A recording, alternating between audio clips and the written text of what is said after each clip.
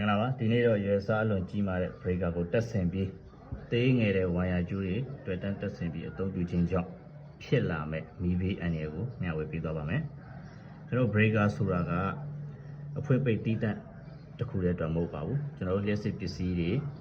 တွေ့တန်းထားတဲ့ဝိုင်ယာကျူးတွေချိုးရင်းပြီးဖြစ်ပေါ်လာမဲ့မြင်မာတဲ့လျှက်စစ်ပမာဏတွေကိုအလိုလျောက်ဖြတ်တောက်ဖို့အတွက်တက်ဆင်ခြင်းဖြစ်ပါတယ်ကြုံတွေ့ခဲ့တဲ့ပုံမှန်တစ်ထပ်အိမ်လေးမှာဆိုရင်အလွန်ကြီးမားတဲ့120 ampere MCCB breaker ကိုတက်ဆင်ပြီးတော့ဝါယာကိုကြတော့ကျွန်တော်တို့အပြင်မှာအလွယ်တကူရရှိနေတဲ့နှစ်ပင်လေးကျူးတွေတူကူကျူးတွေကိုတက်ဆင်ဆက်သွယ်ပြီးတော့အသုံးပြုထားပါတယ်အဲဒီလိုအခြေအနေမှာဒီဝါယာကျိုးကိုကြွက်ကိုက်သွားသည်ပဲဖြစ်ဖြစ်ထိခိုက်မှုတစ်ခုကြောင့်ပုံပဲ့ပြီးဝါယာနှစ်ခုပူးသွားတဲ့အခါမြင်မာတဲ့လျှက်စီးကြောင်းကိုဖြစ်ပေါ်စေပါတယ်။အဲဒီမြင်မာတဲ့လျှက်စီးကြောင်းကအလွန်မြင်မာတဲ့အပူကိုလည်းထုတ်လွှင့်ပါတယ်။အဲဒီလိုအခြေအနေမှာကျွန်တော်တို့တက်ဆင်ခဲ့တဲ့ breaker အရွယ်စားကအလွန်ကြီးတဲ့အတွက်ကြောင့်ချက်ချင်းအလိုလျောက်မဖြတ်တော့ပါဘူး။အဲဒီလိုအချိန်မှာအပြင်မှာအသင့်ရှိနေတဲ့အောက်ဆီဂျင်လေနဲ့ကျွန်တော်တို့ဓာတ်မလိုက်အောင်ကာထားတဲ့ပလတ်စတစ်လောင်စာနဲ့ကျွန်တော်တို့ကျူးကူးခြင်းကြောင့်ဖြစ်လာမဲ့မြင်မာတဲ့အပူပေါက်ဆက်ပြီးတော့မီးဘေးအန္တရာယ်ကိုဖြစ်သွားစေပါတယ်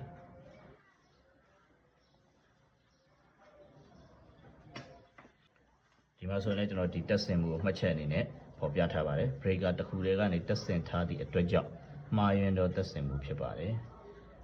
ကျွန်တော်တို့လျှက်စစ်စနစ်ကိုတွေ့တန်းတဲ့အခါမှာကျွန်တော်တို့ circuit ကလေးတွေတေချာခွဲပြီးတော့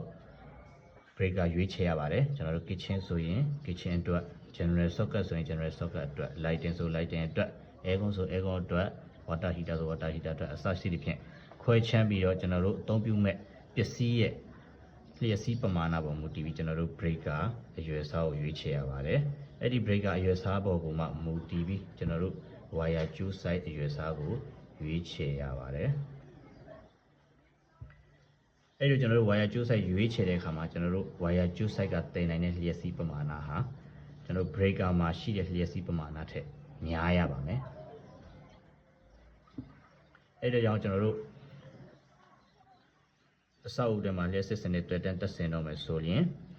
လျှက်စစ်ကြောင်းကိုကျွမ်းကျင်နားလည်တဲ့သူများနဲ့ဆွေးနွေးတိုင်ပင်ပြီးတက်ဆင်တင်ပါတယ်။တက်ပြီးကျွန်တော်တို့လျှက်စစ်ပစ္စည်းတွေကိုဘယ်လိုအခြေအနေတွေကမီးဘေးအန္တရာယ်ဖြစ်စေတယ်လဲဆိုတာကို